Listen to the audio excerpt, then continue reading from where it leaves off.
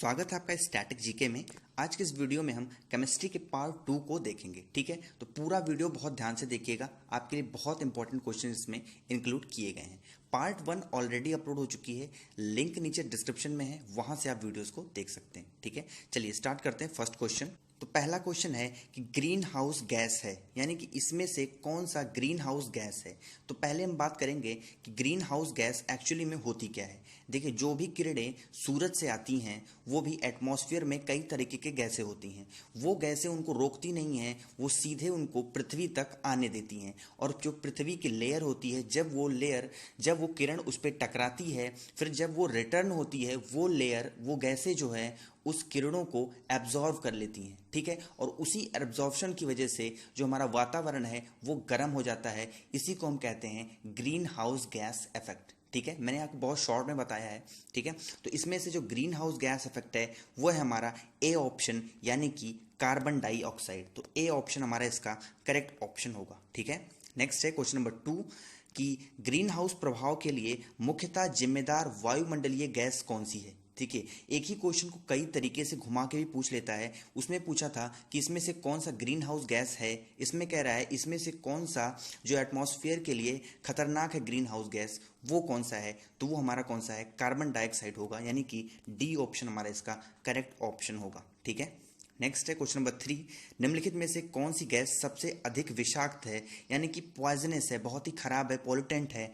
वो गैस होती है हमारी कार्बन मोनोऑक्साइड, यानी कि बी ऑप्शन हमारा इसका करेक्ट ऑप्शन हो जाएगा। ठीक है, नेक्स्ट है क्वेश्चन नंबर 4, ओजोन परत का अवक्षय मुख्यतः किस कारण से होता है। ठीक है, इसको सिंपल समझें हम तो ये कह रहा है ओजोन लेयर डिप्लेशन का रीजन क्या है, उसका कारण क्या है। तो वो होता है हमारा क्लोरोफ्लोरोकार्बन की वजह से, यानी कि डी ऑप्शन हमारा इसका करेक्ट ऑप्शन हो जाएगा, क्लोरोफ्लोरोकार्बन। ठीक है, नेक्स्ट है क्वेश्चन नंबर 5, ऑटोमोबाइल वाहनों द्वारा निष्कासित मुख्य नुकसानदेह गैस जिसमें वायु प्रदूषण होता है कौन सी है। देखिए, जो भी धुआं ऑटोमोबाइल यानी कि बाइक या फिर कार, बस, इन सब से निकलता है, जो ब्लैक कलर का धुआं आप देखते हैं वो होता है कार्बन मोनोऑक्साइड। ठीक है, तो कार्बन मोनोऑक्साइड बहुत ही रिस्पॉन्सिबल होता है किसके लिए, जो भी धुआं निकलता है और पॉल्यूशन के लिए। ठीक है, ए ऑप्शन हमारा इसका करेक्ट ऑप्शन हो जाएगा, कार्बन मोनोऑक्साइड। ठीक है, क्वेश्चन नंबर 6 है, निम्न में से कौन पौधा घर प्रभाव पर ज्यादा असर डालता है। देखिए, जो पौधा घर प्रभाव है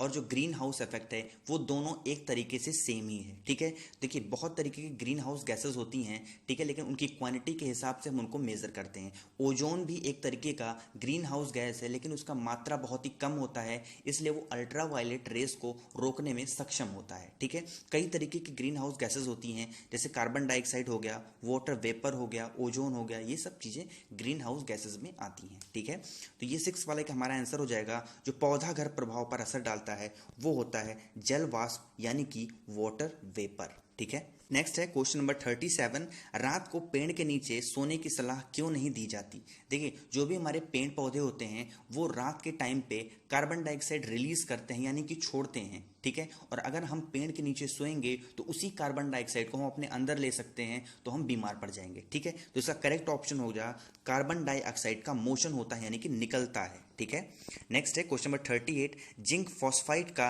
आमतौर पर प्रयोग किया जाता है। ठीक है, तो जिंक फॉस्फाइड का सबसे ज्यादा यूज कहां पे होता है, ये होता है कृंतनाशी के रूप में, यानी कि एज ए रोडेंट के रूप में। जो भी खाना सड़ जाता है उसको हमें बचाने के लिए जिंक फॉस्फाइड का हम यूज करते हैं। तो सी ऑप्शन हमारा इसका करेक्ट ऑप्शन हो जाएगा। और जिंक फॉस्फाइड का जो फॉर्मूला होता है वो होता है Zn3P2।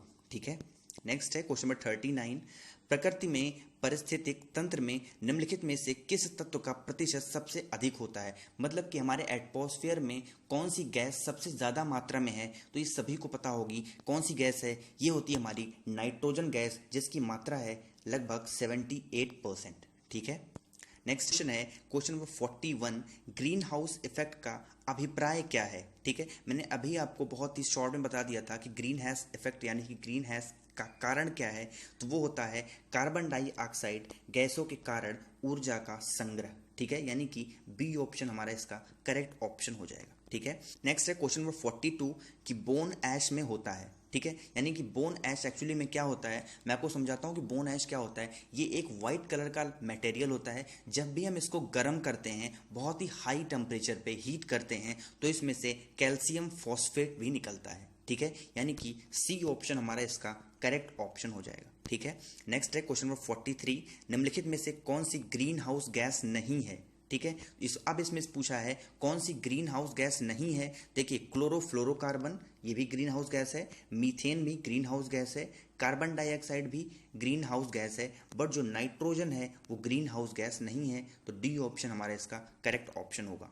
नेक्स्ट क्वेश्चन है क्वेश्चन नंबर 44, सागरीय खरपतवार यानी कि सीवीड्स किसका महत्वपूर्ण स्रोत है। तो देखिए, समुद्र में सबसे ज़्यादा मात्रा में आयोडीन पाया जाता है, क्योंकि वहाँ का पानी जो होता है वो खारा होता है, ठीक है। तो डी ऑप्शन हमारा इसका करेक्ट ऑप्शन हो जाएगा, आयोडीन, ठीक है।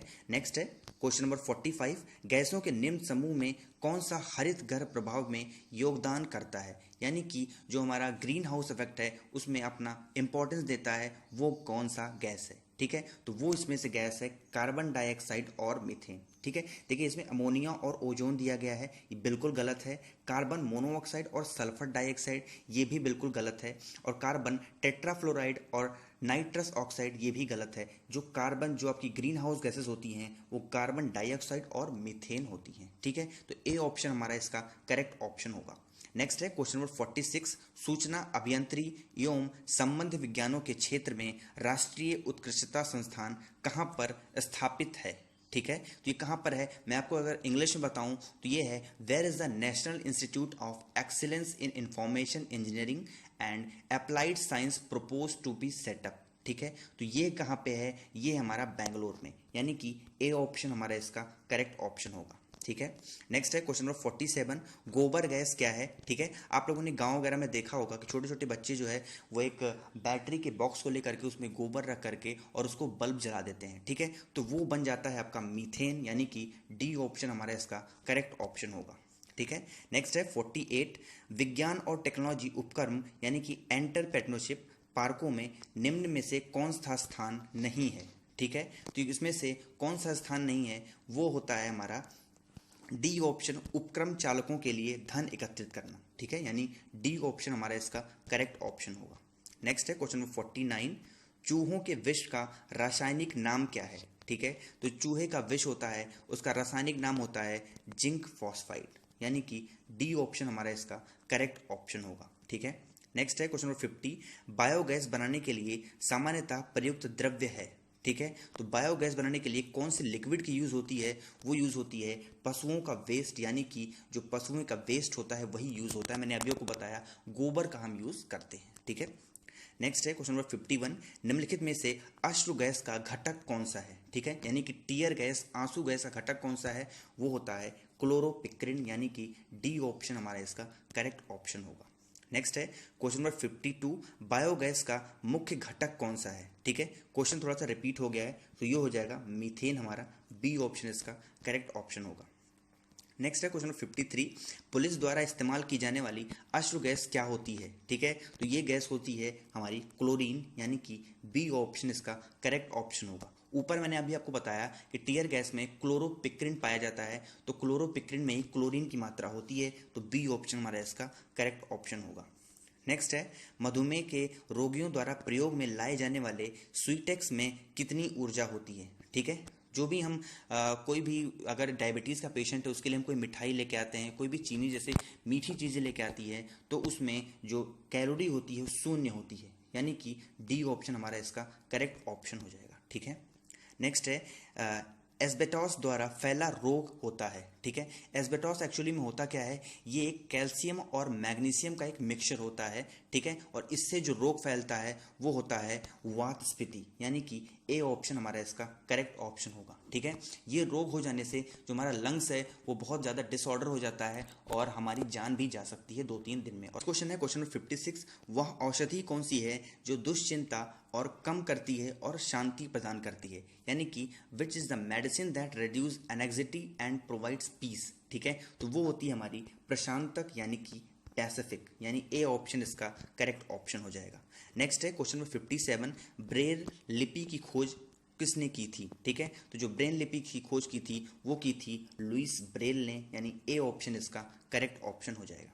नेक्स्ट है एलिसा परीक्षण द्वारा किसका निदान हम करते हैं, ठीक है। तो एलिसा परीक्षण तब किया जाता है, एलिसा का टेस्ट तब किया जाता है जब अगर हमें शक होता है कि इस व्यक्ति को क्या हो, एड्स है, ठीक है। यानी कि बी ऑप्शन इसका करेक्ट ऑप्शन हो जाएगा। एड्स के जो मरीज होते हैं उनके हम जांच के लिए एलिसा का यूज करते हैं, ठीक है। नेक्स्ट है क्वेश्चन नंबर 59, पार्किंसन रोग के इलाज को विकसित करने में महत्वपूर्ण योगदान किसे दिया गया और उसे नोबेल पुरस्कार भी प्रदान किया गया, ठीक है। तो मैं बता दूं आपको, जो पार्किंसन रोग होता है, जो पार्किंसन डिजीज होती है, ये हमारा नर्वस सिस्टम से रिलेटेड डिजीज होती है जो कि हमारे दिमाग को पूरी तरीके से खराब कर देती है, ठीक है। इसका इलाज ढूंढा था किसने, अरविंद कार्लसन ने, यानी कि ए ऑप्शन हमारा इसका करेक्ट ऑप्शन हो जाएगा, अरविंद कार्लसन, ठीक है।